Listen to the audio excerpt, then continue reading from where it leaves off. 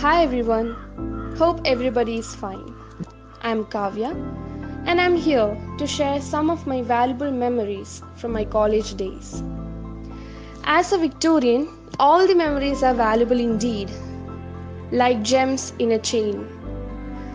Victoria is not a name, but an emotion. Entering the Krishnanair gate is a thrill towards the lap of that great grandmother. In my first year, as a BA English Language and Literature student, I took part in the Shastriyan exhibition where I met my favorite principal, Safiya teacher. As a principal, she was a constant supporter in every activity that students initiated. Later in second year, she instructed me to inquire about the possibility of starting a band troupe in our college. No government college in Kerala had a band troupe of its own, and there were so many hurdles and challenges to face. But ma'am was very confident enough to face them. She advised that nothing can stop us if we don't stop. From this, I realized her great passion towards such talents.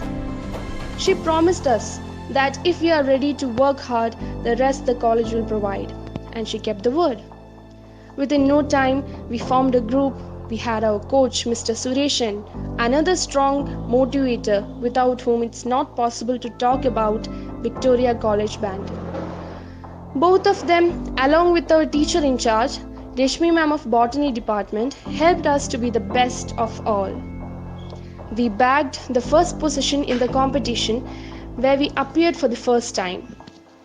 It was due to the right direction by Safiya ma'am, our coach, and Reshmi teacher that we could achieve a historical victory in the Interzone Kalolsavam at Wayanad on May 3rd of 2019.